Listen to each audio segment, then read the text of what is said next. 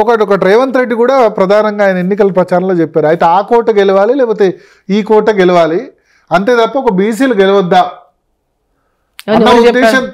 ఎవరు చెప్పారు గెలవద్దా అని? మరి నువ్వెందుకు ఈ రెడ్డి నీవు బీసీ నువ్వెందుకు నిలబడ్డావు అక్కడ కొడంగల్? నువ్వు బీసీసీ నిలబడకుండా నువ్వు కూడా బీసీకి ఇవ్వాల్సిండే కదా. అంటే తనకు వచ్చే వరకు ఏమో రెడ్డి ఉంటాడు, ఇంకోరికి వచ్చే వరకు బీసీ అంటాడా? ఎవరి కాన్స్టిట్యున్సీలు వాళ్ళకు ఉంటాయి, ఎక్కడెవరెవరు గెలవగలిగితే వాళ్ళకి ఇస్తుంది పార్టీ, అంతే తప్ప వాళ్ళు నిర్దేశించినట్టు వాళ్ళు చెప్పింది రైట్ అనడం కరెక్ట్ కాదు కదా. సో కృష్ణమోహన్ రెడ్డికి ఎదురుగా గద్వాల్లో మీరు నిల్చోవాలి లెక్క ప్రకారం అయితే, ఎందుకంటే మీరు గద్వాల నుంచే ప్రాతినిధ్యం వహిస్తున్నారు 2004 నుంచి కూడా. నేను లాస్ట్ టైమే పార్లమెంట్కి కంటెస్ట్ చేశాను 19లో.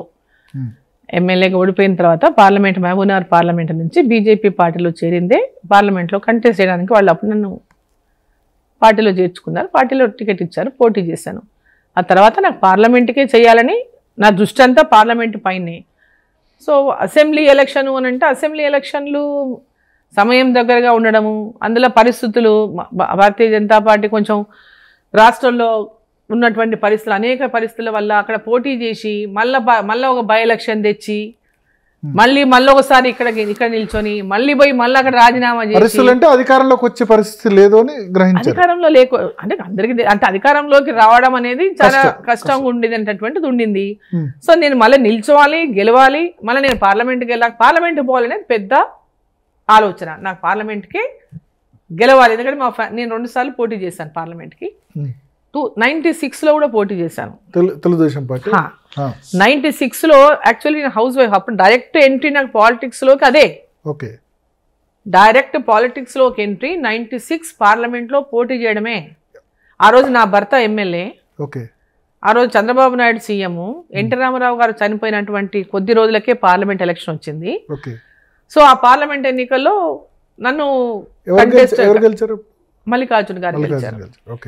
సో అప్పుడు నన్ను పోటీ చేయమని చెప్పి అడిగారు. నేను అసలు ఇంట్రెస్ట్ కూడా లేదు నాకు అప్పుడు పాలిటిక్స్లోకి వెళ్ళాలని. మా ఫాదర్ కాంగ్రెస్లో ఉన్నారు, కానీ మా ఫాదర్ని ఇట్లా ఎవరు అనలేదండి ఆ రోజు.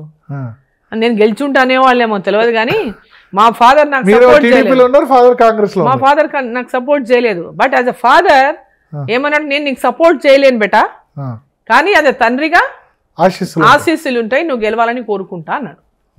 తండ్రిగా నేను ఆశీర్వదిస్తా అన్నాడు. మా ఫాదర్ కూడా చెల్లి, నేను యాజ్ ఏ సేమ్ అదే ఎథిక్స్తో అదే లైన్లోనే మేము ఉన్నాం. ఈరోజు నా కోడలు గెలిపించినావు, నా తమ్ముడిని గెలిపించినావు, మాట్లాడేటటువంటి మాటలు, ఇటువంటి మాటలు కూడా కరెక్ట్ కాదు. ఎవరు మాట్లాడినా సోషల్ మీడియాలో ఎవరు చేస్తున్నా ఒక ఏమంటారు కమిట్మెంట్తో పనిచేసేటటువంటి లీడర్లను ఈ విధంగా మాట్లాడి ఏదో వాళ్ళ తృప్తి తీర్చుకోవడం అంటారు. వాళ్ళ తృప్తి తీర్చుకుంటే వాళ్ళ తృప్తిగా ఉంటే తీర్చుకొని పర్వాలేదు, కానీ ఒకరి మీద మరకేయడం అనేది కరెక్ట్ కాదు.